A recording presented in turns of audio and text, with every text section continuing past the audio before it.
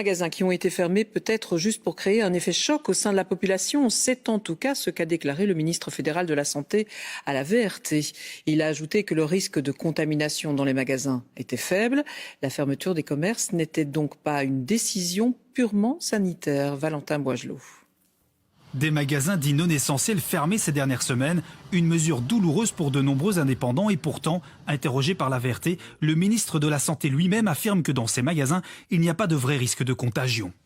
Winkelen is eigenlijk geen groot risico als dat gebeurt op een heel goed gecontroleerde manier. Het is geen Waarom is het vuilshoppen, al een tijd geleden gesloten eigenlijk?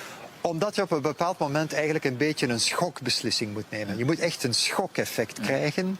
En daar hoort bij dat je zegt, niet-essentiële winkels ook onmiddellijk dicht. Het was meer psychologisch eigenlijk dan een reële nood. Of een reëel veiligheidsgevaar. Nee, ik denk dat dat echt een goede beslissing was. Op een bepaald moment moet je eigenlijk zeggen, de blok erop.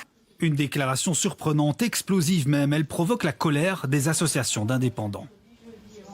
C'est une injure, il faut être très clair, c'est une injure, c'est totalement indécent.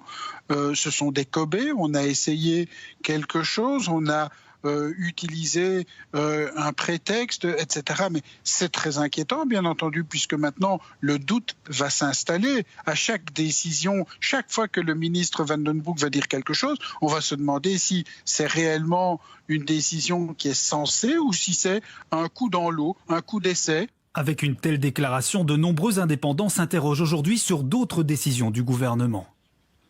Aujourd'hui, on a peur. On a toujours nos esthéticiennes, nos coiffeurs qui sont fermés. Est-ce que derrière ça, il y a aussi un message subliminal qui est de dire, tiens, c'est aussi pour un électrochoc, c'est peut-être pour une raison qu'on ne dira que plus tard. Dans les bureaux de cette autre association, l'incompréhension est totale. Les propos du ministre ont fait l'effet d'une bombe. On joue ici avec la santé économique de environ 35 000 entreprises, des magasins non essentiels et leurs familles. Parce que souvent, les entreprises ont aussi du personnel. Donc juste pour un effet choc, ça ne va pas du tout. Les commerces non essentiels doivent ouvrir à nouveau leurs portes demain. Ce sera sans doute avec beaucoup d'amertume.